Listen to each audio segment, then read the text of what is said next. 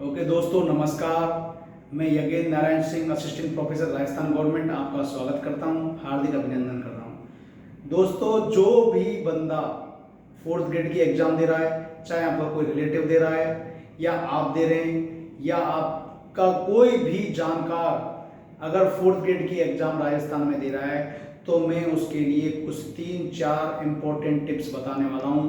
यदि वो इनको फॉलो करेगा तो मुझे पूरा विश्वास है कि उसकी सफलता में 4 चांद लगेंगे। यदि वो बॉर्डर लाइन पे होगा तो बॉर्डर लाइन को क्रॉस कर जाएगा, और यदि वो सफल हो रहा होगा तो और उसकी मेरिट बढ़ जाएगी। तो जो मैं बातें बताने वाला हूं उनको जरूर ध्यान रखें प्लीज। सबसे पहले मैं आपको बता दूं कि जो फोर्थ ग्रेड की एग्जाम है उसमें अभी 15 से 18 दिन बचे हुए हैं।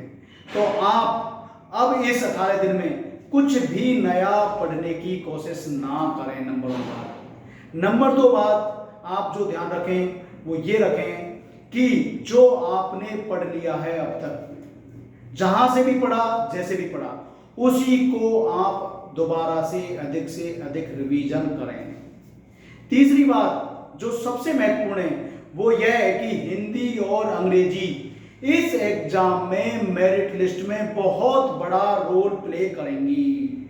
तो उसके लिए यदि आपने अब तक हिंदी भी नहीं पढ़ी है बिल्कुल भी, और इंग्लिश भी बिल्कुल नहीं पढ़ी है, तो भी घबराएं नहीं दोस्तों। जो मैं बता रहा हूं, अगर आप ये करके चले गए तो मुझे अपनी आज तक की स्ट्रेटेजी पे मैंने बहुत सारे एग्जाम दिए हैं और क्रैक भी किए। उन पर, उनके आधार पर मुझे विश्वास है कि आप जरूर सफल होंगे। तो जो आपको याद रखना है वो ये है कि हिंदी के लिए कक्षा 9 की राजस्थान बोर्ड की एक किताब है जिसका नाम है हिंदी व्याकरण एवं रचना।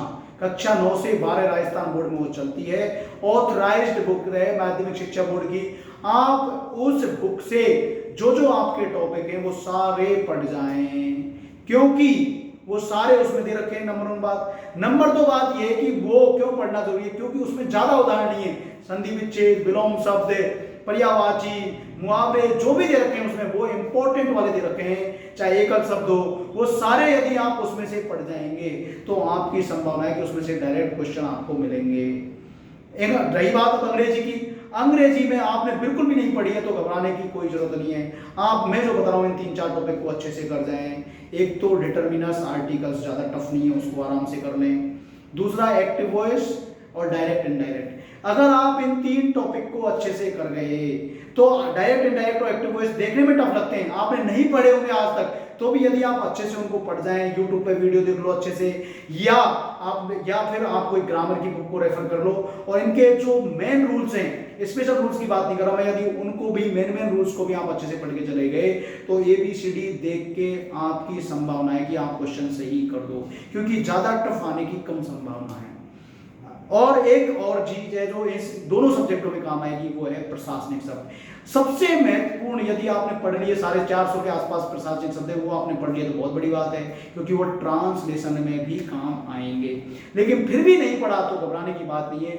आप जो लास्ट के एग्जामों में रिपीटेड वर्ड्स हैं, कुछ 150-200 वर्ड आप पढ़ लोगे जो पुरानी एग्जाम आए हुए हैं, तो वो आपके बहुत काम आएंगे। उनको पढ़ जाओ, उनमें से रिपीट होने की संभावना है। अब रही बात मैं राजस्थान जीके की, राजस्थान जीके के लिए जो सबसे महत्वपूर्ण आपके लिए काम करेगा, और आपको मैं दावा कर रहा हूं यहां से क्वेश्चन डायरेक्ट मिलेंगे दोस्तों, आप ये जरूर पढ़ के जाएं जो मैं बताने वाला हूं। राजस्थान जीके के लिए आप सबसे पहले कक्षा 9 और 10 की राजस्थान बोर्ड में एक किताब चलती है जिसकी कक्षा 9 की का नाम है शौर्य एवं परंपरा। कक्षा 10 की किताब का नाम है राजस्थान का इतिहास, कला एवं संस्कृति। ये 2 बुक पतली पतली सी बुक हैं, यदि आप इनको पढ़ेंगे तो 3 दिन में दोनों बुकों को अच्छे से पूरा कर सकते हो। इनको अवश्य पढ़ लें, पूरी पढ़ने आपको डायरेक्ट क्वेश्चंस मिलेंगे दोस्तों। Assistant professor, first grade, even मैं कहता हूं RS में भी इनमें से डायरेक्ट क्वेश्चंस आए हैं।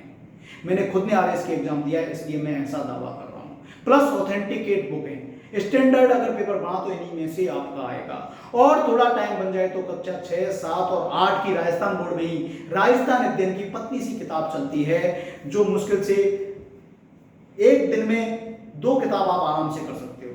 ये नॉर्मल पढ़ोगे तो उनमें से आप वो सारी बुक्स पढ़ जाए हैं वो 2 दिन में आपकी पूरी हो जाएंगी और आपका राजस्थान का जीके बहुत स्ट्रांग हो जाएगा।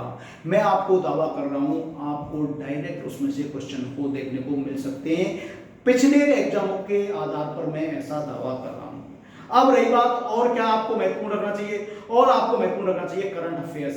करंट अफेयर्स बहुत वाइड एरिया है और हर एग्जाम में कोई भी 100% नहीं कर पाता है, तो आपको जो ज्यादा फोकस करना है, अगर आपने नहीं पढ़ा है तो आप लास्ट के 3 महीने का जरूर पढ़ें, अगस्त, जुलाई और जून और 10 सितंबर तक का आप जरूर पढ़ के जाएं। नहीं तो जुलाई, अगस्त और जून, जुलाई, अगस्त तो आप अच्छे से पढ़ के जाएं। राजस्थान को फोकस करते हुए राजस्थान के जरूर पढ़ें, कुछ नई नीतियां मंत्रिमंडल की आई हैं उनको अच्छे से पढ़ के जाएं, आपके बहुत काम आएगा। अब एक चीज और बता रहा हूं जो है वो है कंप्यूटर का जो एरिया है दोस्तों, वो जो महत्वपूर्ण एरिया है वो आपको कवर करना है, वो है आप सॉफ्टवेयर, टाइप ऑफ सॉफ्टवेयर कितने हैं, इनपुट आउटपुट डिवाइसों के उदाहरण अच्छे से देख जाओ, इनमें से क्वेश्चंस देखने को मिलेंगे। और एक कंप्यूटर की पीढ़ियां, इन पीढ़ियां 4-5 पीढ़ियां हैं, उनमें से अच्छे से आप पढ़ जाओ कि किस पीढ़ी में क्या था, जैसे वैक्यूम ट्यूब्स किसमें थे, इंटीग्रेटेड सर्किट किस में है, इस टाइप के क्वेश्चंस आप जरूर देख के आए। ये रिपीटेड क्वेश्चंस हैं जो हर एग्जाम में रिपीट हो रहे हैं। एक चीज और बच गई अपनी जो महत्वपूर्ण है वो यह है कि इन सब के अलावा आपको जो ध्यान रखना है वो ये है कि आपने जो भी अब तक पढ़ लिया वो पढ़े, और पॉलिटी में संविधान की विशेषता बहुत छोटा सिलेबस है, उसको अच्छे से पढ़ जाएं, जिनमें अनुसूचियां, भाग, मूल कर्तव्य, नीति निर्देशक तत्व और मूल अधिकार और कुछ अधिनियम है जो 1813 का अधिनियम, 1833 का अधिनियम, ठीक है, 1860 का भारत सरकार अधिनियम,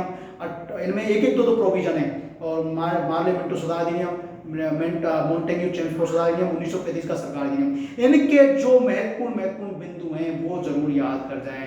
जैसे कि एक एग्जांपल देता हूं कि भारत के जो तत्कालीन ब्रिटिश सरकार थी या जो उसने कंपनी के सारे एकाधिकार कब समाप्त कर दिए, इस टाइप के क्वेश्चन आपके आएंगे एग्जाम में जो संवैधानिक विकास के अंतर्गत ही आते हैं, तो इनको आप अच्छे से पढ़ जाएं और आप जरूर सफल होंगे। ये मैं जो कह रहा हूँ ये आपको गोल्डन टिप्स कह रहा हूँ, हलवा है ये हलवा, इस हलवा को जरूर खा के जाइए, आपको 100% फायदा होगा, ये मेरा दावा है। बहुत बहुत धन्यवाद, आपकी आने वाली एग्जाम के लिए best of luck, thank you.